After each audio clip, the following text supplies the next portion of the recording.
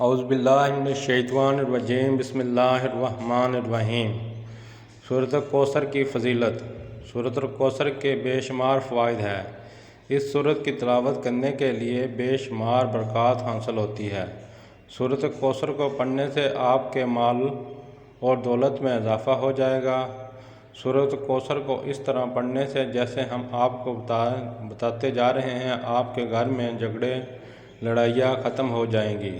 سورۃ الکوثر پڑھنے سے انشاءاللہ آپ کی بیماریاں بھی ختم ہو جائے گی، اور سورۃ الکوثر کو پڑھنے سے میاں بیوی میں گہری محبت پیدا ہو جائے گی۔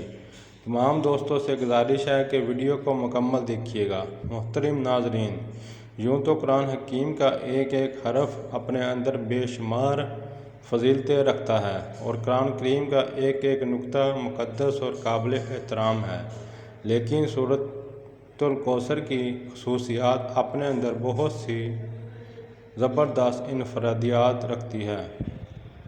اس کی تلاوت کرنے سے بہترین فوائد حاصل ہوتے ہیں۔ اگر آپ کو دشمنوں سے خوف کا احساس ہو تو قرآن کریم کی اس مختصر ترین سورت کی تلاوت کریں، اللہ پاک آپ کی حفاظت فرمائے گا۔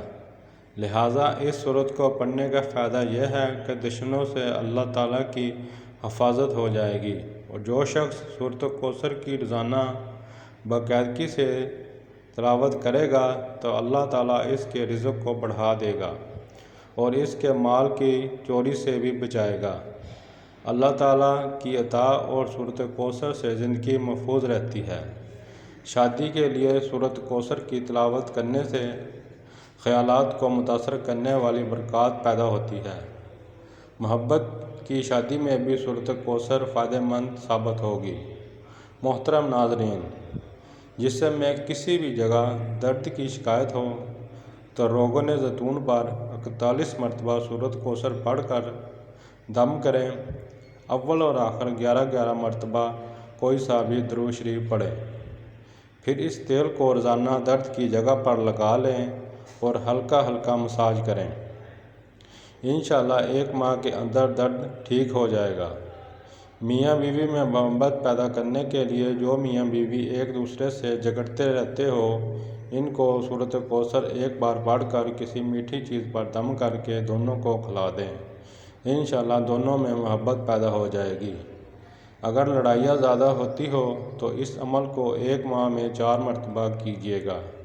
رزق کی فراوانی کے لیے اگر کوئی شخص رزق کی تنگی محسوس کرتا ہو تو اس کو چاہیے کہ نماز تہجد کے وقت تہجد سے فارغ ہونے کے بعد 41 مرتبہ سورۃ الکوثر کی تلاوت کریں اور اول اور آخر 11 مرتبہ کوئی سا بھی درود شریف پڑھیں۔ اس عمل کو 40 دن تک جاری رکھیں۔ انشاءاللہ رزق میں خوب اضافہ ہوگا اور آمدنی میں خوب خیر و برکت ہوگی۔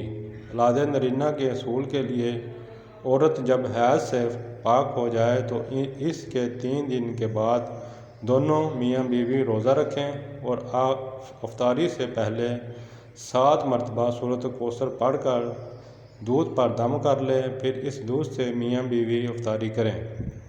رات کو دونوں میاں بیوی ہم بستری کریں۔ انشاءاللہ حمل قرار پائے گا اور لڑکا پیدا ہوگا۔